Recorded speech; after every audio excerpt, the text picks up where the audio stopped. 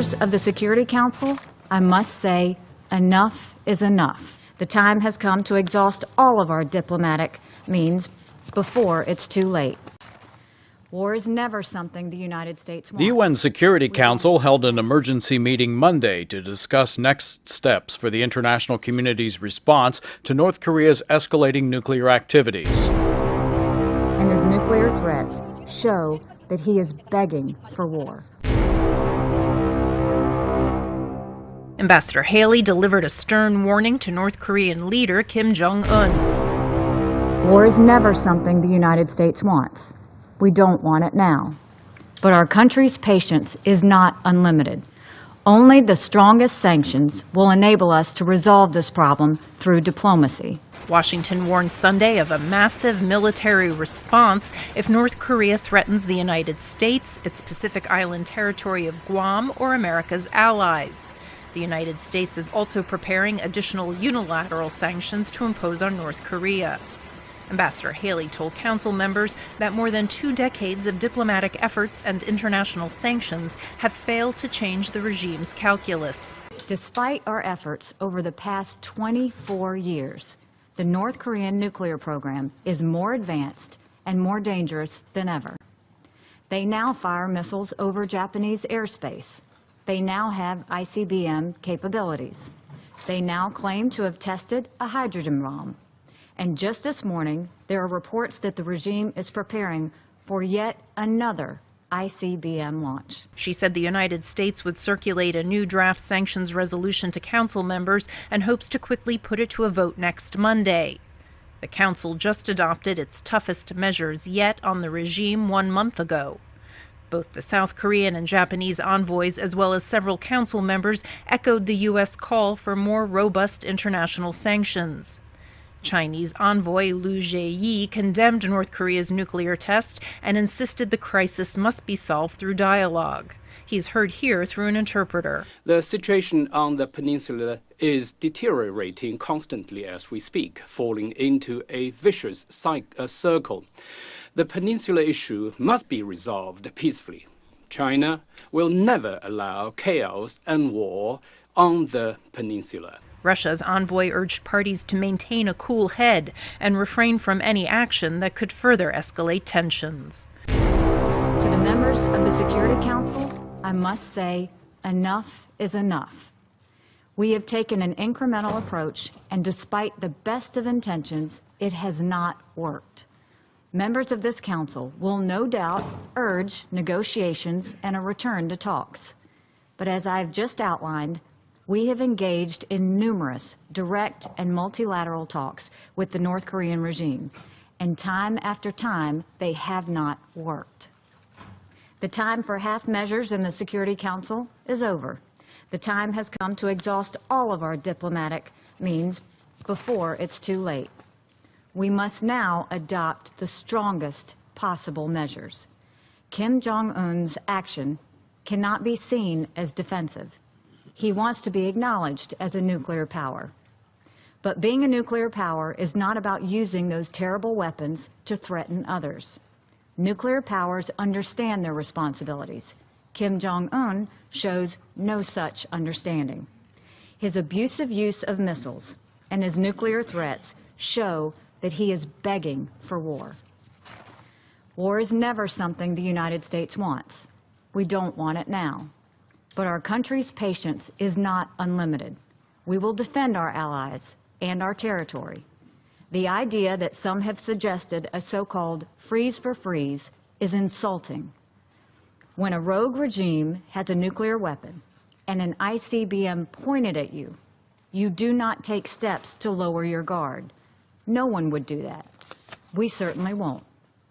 The time has come to exhaust all diplomatic means to end this crisis.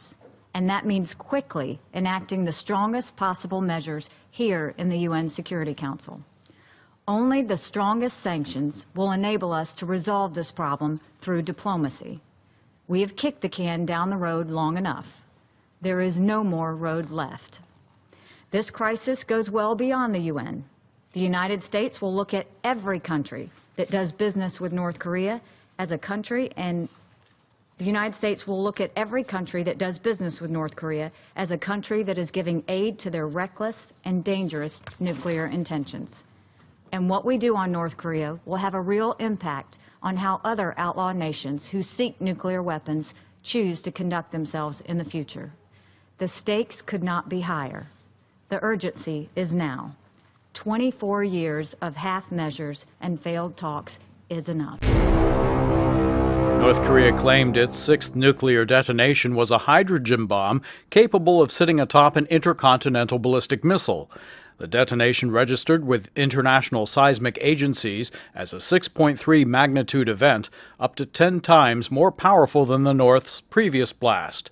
Sunday's blast was equivalent to about 100 kilotons of TNT and likely was a thermonuclear device.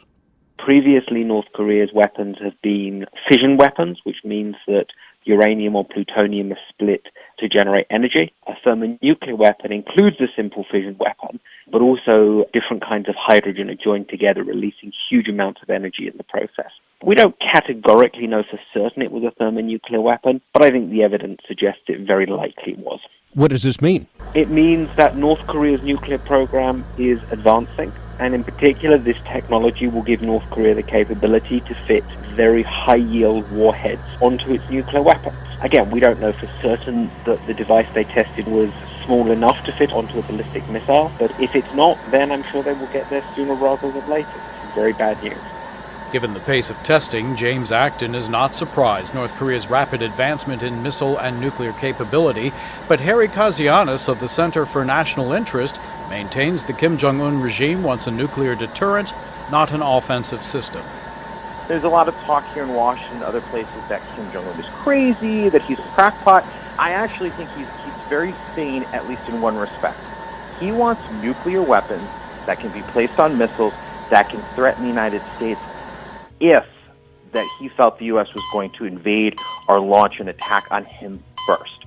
I do not believe that the North Koreans would ever launch a unilateral nuclear strike or even potentially a missile strike on U.S. bases or U.S. territory, because I think they know, as Secretary Mattis pointed out, they would be met with overwhelming responses.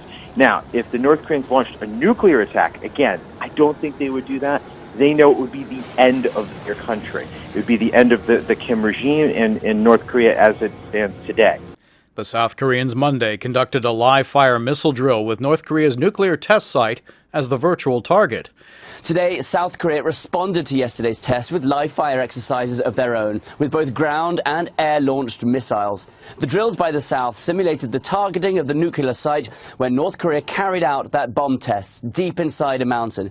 The U.S. have also responded, with Secretary Mattis issuing a threat of his own. Any threat to the United States or its territories, including Guam, or our allies, will be met with a massive military response, a response both effective and overwhelming. Kim Jong-un should take heed of the United Nations Security Council's unified voice. All members unanimously agreed on the threat North Korea poses, and they remain unanimous in their commitment to the denuclearization of the Korean Peninsula. Because we are not looking to the total annihilation of a country, namely North Korea. But as I said, we have many options to do so. James Kim of the Seoul-based Asan Institute for Policy Studies says the latest nuclear test has heightened concern in South Korea. There's certainly a lot of concern here. The government announced yesterday afternoon that there will be a really important announcement. It interrupted a lot of people's Sunday afternoon activities. The media coverage around the clock has been about the last test. And there's quite a bit of anxiety here about what the next steps would be. South Koreans lived for decades with the threat of an attack by the North. They see the news about missile launches and more recently nuclear tests. They are civilian drills in case of an emergency, and people don't usually worry that much. But according to our EG1, the latest provocation is drawing a different response. Having endured numerous provocations from North Korea since the country was divided over 6 decades ago, the South Korean public had previously been relatively calm and seemingly numb to Pyongyang's nuclear and missile threats. But this time, there were more than just indifferent responses from regular South Koreans. I'm quite concerned. I saw Pyongyang's missiles being fired and tested on TV, and I don't want to have to suffer from wars anymore. North Korea is going further and is now saying it has missiles that can reach not just Seoul but the US as well. And with the tension between Washington and Pyongyang aggravating, I think this is a grave situation. I think the sixth nuclear test means the weapon has already been fully developed. It's already come too far. I'm actually quite numb to the situation, but the South Korean government's response was different this time. The president ordered the most powerful punishment, so I think the situation is a little different this time around. But despite North Korea's growing nuclear weapons capability and the heightened tensions on the Korean peninsula, many were still not too concerned. I personally think the sixth nuclear test means it's nearing the end, but people around me seem to be really relaxed and indifferent to this. I think they've grown insensitive to Pyongyang's threats. The North has always threatened us, but no major attacks have been actually made, so I'm not that worried. There's nothing we can do. Being worried won't do us any good, so we're just carrying on with our lives. The latest test didn't really get to me. In order for Kim Jong-un to continue his rule, he won't be able to easily start a war because he knows everything will end if he does that. While reactions to the test differed, the general public seemed to agree that Seoul should come up with stronger measures against Pyongyang, mainly by strengthening its own military capability. We must come up with a card that can go head-to-head with Pyongyang's missiles, even if it means developing our own nuclear weapons. Only by having such an option can we stop the war. Peaceful negotiations can only happen when both sides have equal power. We must grow our own defensive capability and lessen our dependency on the U.S. Many also said that the time for conversations with the North is now over, and that Seoul and the international community